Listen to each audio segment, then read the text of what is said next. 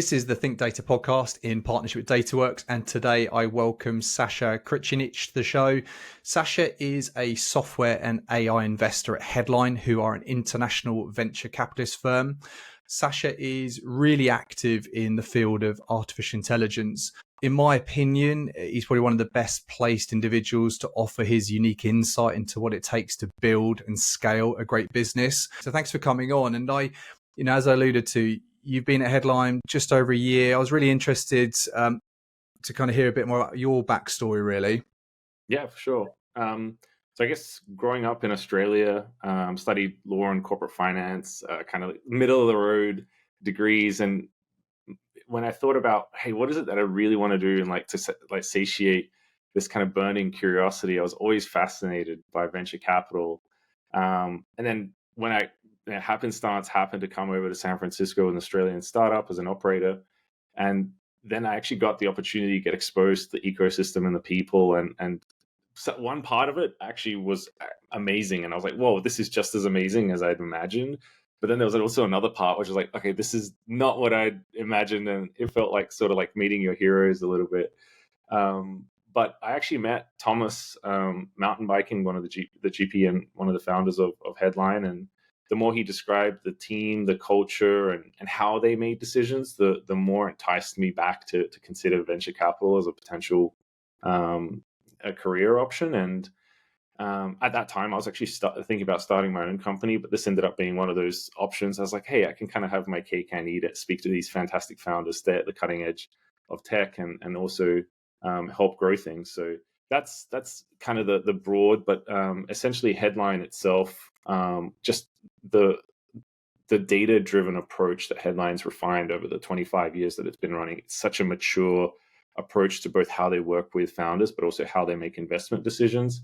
And I also love everything, including how they find founders and the way that they reach out. And there is a global reach there, which means you get to speak to founders from all walks of life, which I love as well. Yeah, it's fascinating. I know on a previous call, you talked about kind of that unique platform that Headline have. Can you kind of go into a bit more detail into how that works? Because it is really uniquely positioned and actually generally is using kind of data and, very clever insights to kind of drive some of your decision making. Yeah, sure. So I'd say the first thing that is worth mentioning here is Deep Dive. It's a tool that we've actually developed in-house to help us actually identify, does a company have product market fit? And it just feels like such a nebulous term. What does product market fit mean? But we've actually broken it down to a couple of core mechanics that we look for. And it's actually a tool that we use so much, and we found ourselves coming to the point eventually and saying, hey, we should probably open this up to the community because this is something that they'd actually benefit from massively. So, if anyone's wondering, hey, do we have product market fit? Have we reached it? Feel free to check out on the website. It's effectively like an investor's version of Mixpanel on steroids, and it's free. So highly recommend that.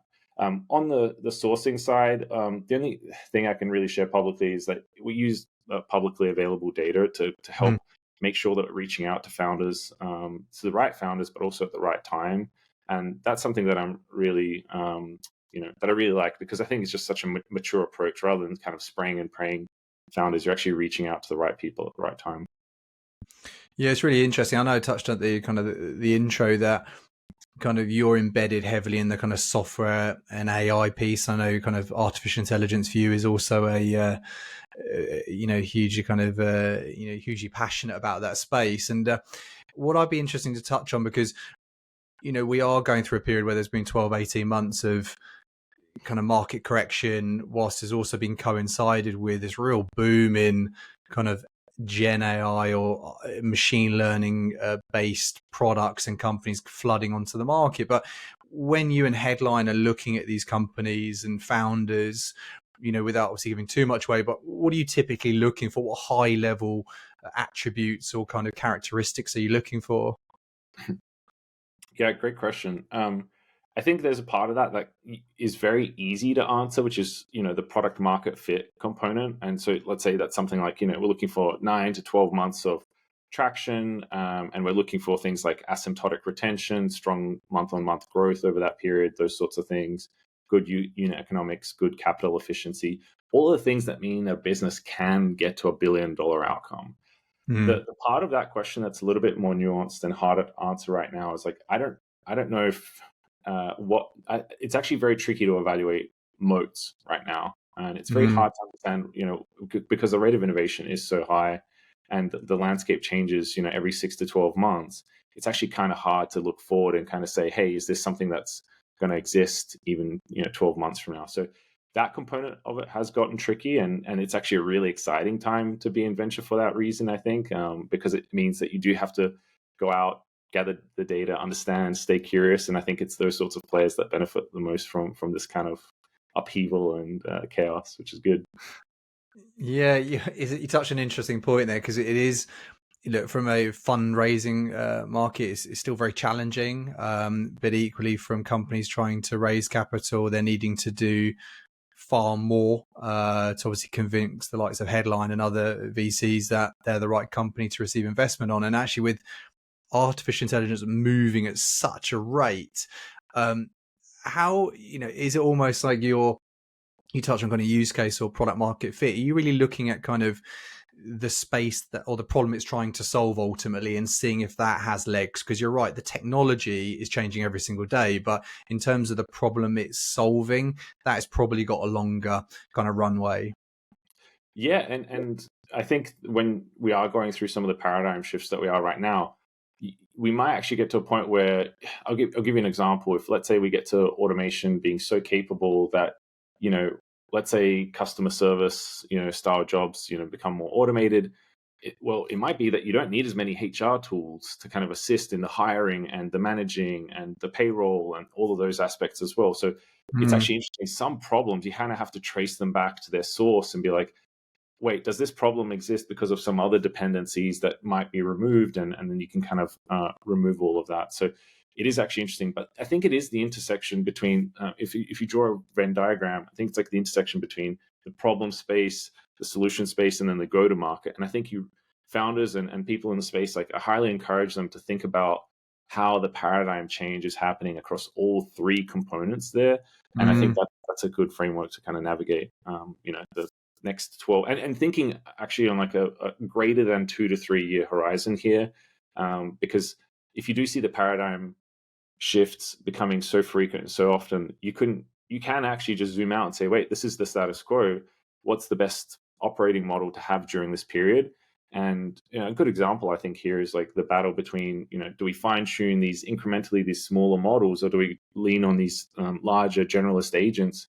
And I don't know that answer is going to be clear in the next 2 to 3 years, because there's going to be paradigm shifts on both of them. And that's an example of somewhere where founders can just factor that in as part of their product market fit unknown, and actually build towards a landscape that's like abstracts above that in a way. Yeah, you touched on a really interesting point there about where everyone's so hell-bent on focusing on people displacement, but actually what you touched on there, which is the first time I've heard it, is actually the product displacement as a result of potential change in a trend. And I think the big thing you talk about, contact center, automation, AI agents, that's ripe for disruption. But equally, all the SaaS products and associated platforms that support call rooms or contact centers, then they also need to innovate. So it's really interesting. And how, if you look at high level, when you're getting the analysts coming to you, they're talking about the market conditions and giving you advice on where to focus those kind of those calls on. What are they saying about the current state of the market? How bullish are they in terms of how investable companies are now versus maybe waiting a little bit? Because we are in this weird kind of period of flux, I believe. Yeah, there is a weird limbo, I think, and you're right. I think the way to navigate this, and the proxy that I use, which actually isn't a proxy, I think this is probably as close as you can get to the source of truth with publicly available information, is reading research papers. 𝐼RXive, it absolutely warms my heart to see just how strong that community is and how much they share the information. And scanning and reading maybe the top 4 or 5 papers per month, I think will put a lot of investors, operators, founders in a much better position to navigate the landscape and see, hey, this is what's going to come X months down the line. And it's actually been really interesting watching that space and seeing how that research is commercialized. It used to take years or a year and a half or so, and it's now come down to like 5-6 months where you see a paper published and you see the kind of the startups show up on your radar a couple months later, which is really interesting. And I think if I zoom out on that trend there and just how that's being, how quickly that innovation is evolving, is I think there's almost like this Doppler effect. If you picture a stone skipping over water, where each time it makes contact is like these ripple effects of the business implications that kind of go out. But the kind of the tricky thing here is you have to imagine that each time this stone touches the water is actually accelerating instead of slowing down. And I think that's probably the best way of describing a lot of the signals that I'm seeing here, is that there's a core group of, let's say, 3,000 to 5,000 innovators that are actually pushing the frontier really, really quickly. And then there's a lot of these like waves that are and ripples that are coming out beyond that. So that's, I think, the kind of mental model to adopt potentially right now to help people navigate. And I think the open source community is a good measure then for the ripples and how that's being commercialized, and what you can expect to be available in a broader ecosystem outside the closed models. So yeah, I think that's like probably the best way of tracking what's happening and having the exact same information that I have, So yeah.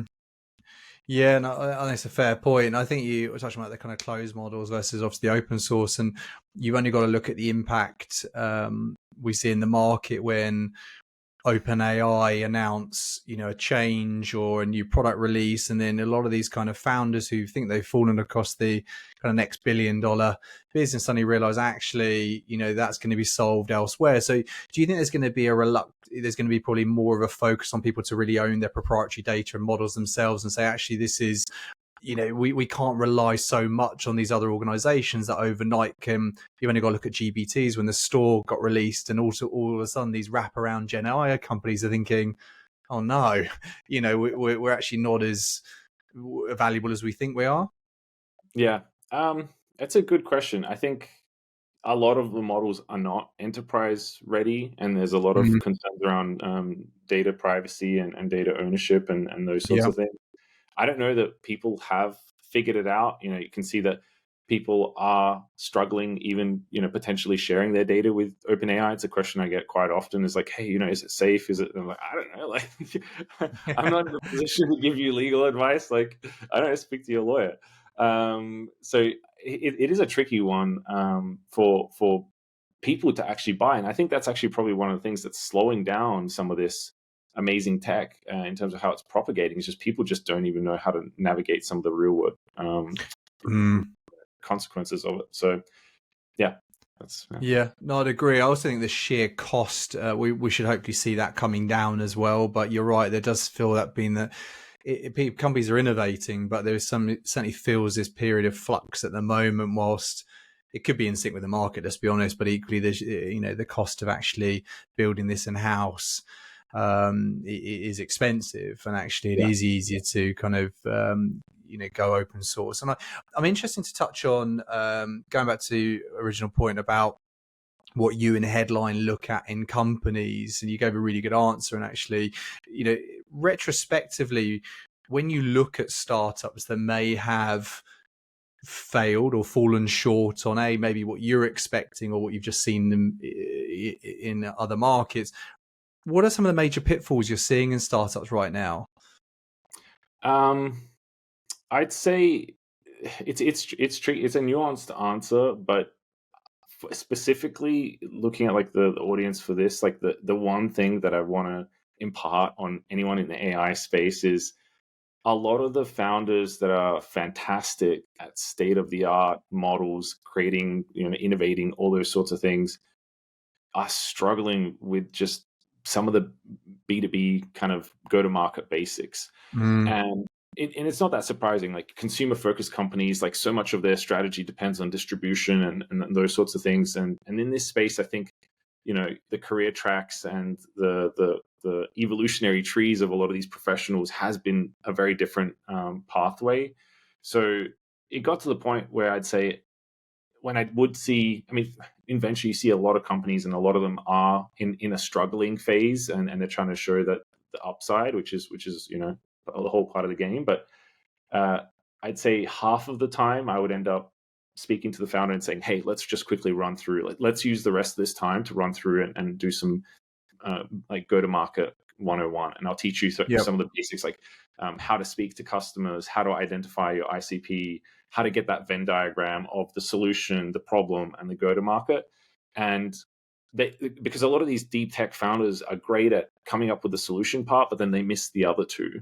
And it's really important. This only really works. You can only really commercialize it if you get all three. So I think the advice to founders would be, just make sure you see that there are two products. The first product is the one that's actually solving the problem. The second product is to sell the first product, which is kind of counterintuitive. But I think that's an explanation I found seems to resonate. It's like the second product, go off, do the interviews, do the discovery, build the product that distributes your first product, and keep those experiments running, because that's going to be your feedback loop, and actually getting good quality data in terms of what's working, what's not working, how are people using your product, where should you be when they go to look for these solutions, where do they go to look for them? All those sorts of things are really, really important. And the I think good analogy here is, I mean, if you look at how IBM Watson, you look back all those years, how much it promised and how small the reach ended up being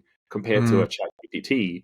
And you could argue that AI has been progressing this whole time, but I think that B to C to B component that ChatGPT unlocked, in terms of both having the training data and the go-to-market through the lead generation, that's a really beautiful example of when this goes right, and you can kind of see some of the consequences when it does come together harmoniously.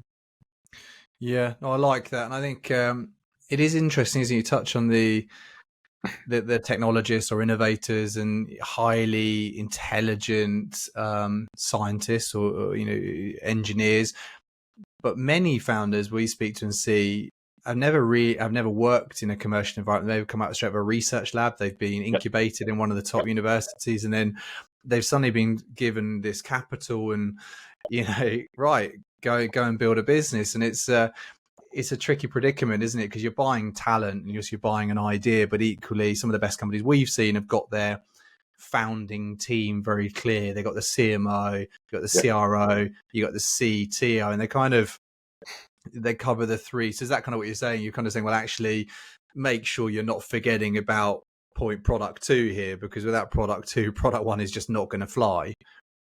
Yeah, no, exactly. Yeah, interesting. And obviously we are in a tougher market.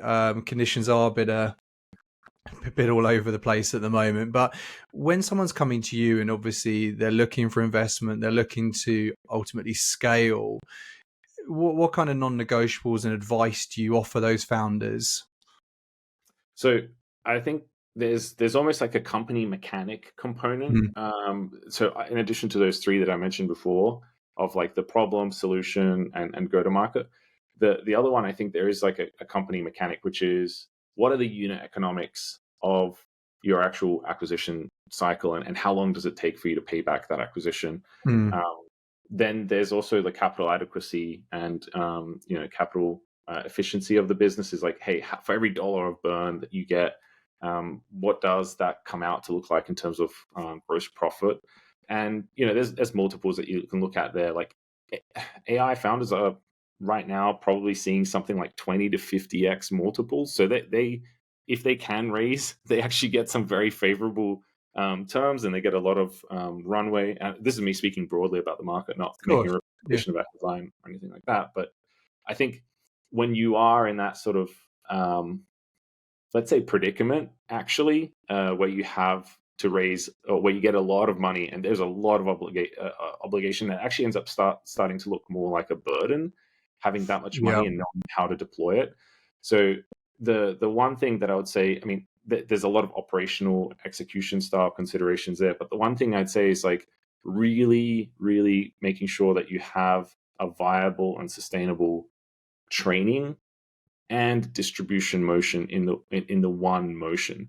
And the reason I say this is because compute and the training costs here, you don't want that to be something that ends up being, hey, part of your COGS. You want that to Yeah, be yeah. considered and for something that you can say, hey, like we've trained this model and now we've gotten to a point where we get a lot of really rich data, which kind of in a way pays for itself, and the training Mm. is accessible to us. So again, leveraging that ChatGPT example, to do a lot of the human feedback. OpenAI, I think I saw a headline saying something like they employed 1,000 people in lower cost economies to basically go through and label the data and choose basically the better of the two responses. So they Wow. had, I think at that time, 100 employees, but they had 1,000 people helping them with fine tuning. And you think about that, that's an advantage that an OpenAI can get by raising a couple $100 million or $1 billion straight off the Yeah, bat. yeah. But in terms of scalability for a lot of these other founders, I think you have to kind of look at it and be like, how can we combine that training and that distribution engine in the one motion? And again, the chat GPTs of the world, you've got 100 million people using this product who are helping to refine their current product, but more than likely, they've got the capability to sub in a GPT-5 response here and there now, and you don't Mm. know which model you're speaking to when you speak. Like they might say it's GPT-3, but they'll sub in but they've got that ability to go in and basically rank. Okay, what was the engagement? What was the retention rate? Did they choose A or B out of the two examples that we gave them? And you think about just how powerful that is in terms of creating that flywheel of having the best model, but then also having the scalable training capability there. So I think that I think is potentially going to be the new operating model and the way to find how to create a scalable, AI startup in that sort of business and consumer space at the same time. Yeah, no, it's fascinating insight there, and it's I think the way founders will need to think is going to change. It's not good enough now just to say I've got a great product. It's actually great because I've got a great idea. It's actually, well, how do we get this to market? Ultimately, how are we going to scale this? How are we going to fine tune it? How are we going to pay for it? Because exactly, and obviously getting that B to C, the B model, and actually having this constant feedback loop from those customers and those, that's getting that well dialed in. I'm guessing from your standpoint, it's evident just speaking to you now, you know a lot about this space. And I talked right at the beginning, you're very active on LinkedIn. I think we picked up this conversation of a post you put out. Yeah. If you had your kind of crystal ball and you looked into 2024, I know we're kind of in the end of Q1. How are you feeling this year will shape up? Yeah, I think there's a lot of really interesting data hiding in plain sight here. And I think between reading the research papers, following some of the core that, like, let's say that there's 3,000 people, there's some people who post pretty heavily and share pretty openly, like the things that they're seeing and the movements that they're seeing. And if you apply a first principles perspective on this, I think you can start to piece together where the big opportunities are. And so I've got my own, I'll share, these are my own personal opinions, and time will tell if there's any truth and accuracy to them. But I think the rate of development is actually going to increase from here. I think you look at the amount of people, the amount of capital, the amount of hardware, the amount of software, the amount of data sets available, it's like all going exponential. So I think when you start to look at just the enabling ecosystem that exists now, it's actually really interesting. And I think when you start to combine these very segregated capabilities and you start to combine them, what we're going to start to see is more and more commercial applications growing exponentially. So, an example here might be, just recently Sora from OpenAI came out, combine that with 11 labs, and you get to the point where you could potentially have at-home desktop style directors creating Netflix miniseries and those sorts of things. And that's something that if you'd ask someone, 18 months ago, hey, would something like this be possible? They would be like, they would say, no, you're dreaming. That's not, but here we are 18 months later, and it's a complete paradigm shift, and Hollywood is watching this space very closely. I think the next big one, if I combine, like, what's the one of those that, like, where you combine two capabilities, it's going to potentially be huge. I think it's going to be computer vision combined with reasoning. A lot of the big labs are working on this, and they actually openly talk about the fact that they're trying to crack reasoning. Computer vision, I think GPT-4V came out by API yesterday. You combine these two and you look at the number of workflows that can happen if a model can see your screen and if it can interact with your mouse and keyboard. I mean, that's actually a really, really powerful interface. Yeah. Like, that's a universal API that can basically touch anything. So I wouldn't be surprised if we got to a point where something like that was unlocked in the next 12 months. And you can imagine all the workflows that you can do if you can move a mouse, a keyboard, and see the screen, right? So for that reason, I actually think the models will, both in perception and in capability, tend to go more generalist. And I think the battle between fine-tuning and specializing models versus creating generalist foundational models, I think the generalist agents will be the ultimate winners, I think. Yep. I think the B2C to B is like the new PLG, and incorporating that training and distribution in the same motion. I think that's going to continue to happen. I think the real frontier here is, like, in terms of then getting to AGI, is going to be depending on like planning and the ability for these models to both reason, set milestones, execute on those, and understand whether or not they are on track to hit the objective. So on that front, when I look at like the research papers on and the amount of attention on logic and reward systems, I think AGI is actually a lot closer than a lot of people think. So I can't say that it'll be here in 2024, but I think it is a lot closer, and we might start to see some glimmers of that in later this year, depending on how. I mean, actually, a lot of the companies are actually already hinting at, be prepared for a lot better reasoning capability. Sorry. No, I was just taking it all in. It just seems there's so much, isn't there? And if you think of if you go back 18 months, 2 years, the fact we're even having this conversation and how much and how quickly things are changing over the next kind of 6, 8, 12 months, it's exciting, but I appreciate it, for some people it can be quite scary. Yeah, I think it is. But ultimately, if I look into my crystal ball and I look at like, hey, what are the implications of a lot of this stuff, like the second and third order implications, I actually think it's going to be massively positive for society. I actually think I don't want to say like the lower 50th percentile of income earners are actually going to benefit from this the most, because imagine you've got, 2, 3, 4, 5, 6, whatever, 10 years from now, you've got a model in your pocket that's your accountant, your lawyer, your therapist, and you can make an informed decision. That information asymmetry could change very, very drastically, and the quality of life and quality of health of people is going to improve. And if we're spending less time in offices doing repetitive work and those sorts of things, it's not necessarily a bad thing. So no I can agree more. Good point to kind of end. And I think it's been really good to talk to you, Sasha, and I will make sure everyone listening, either on the YouTube or on the audio version, we tag your LinkedIn profile and your name, because you do push out some really awesome content. And for anyone listening, give Sasha a follow. Puts a lot of content out, really relative market insight, really knowledgeable, as you can all tell. So thanks, Sasha. It's been my pleasure to have you on, and I feel we could talk for hours, but I won't. But thanks so much. My pleasure. Thanks for having me. Thanks, Sasha. Thanks. Bye-bye.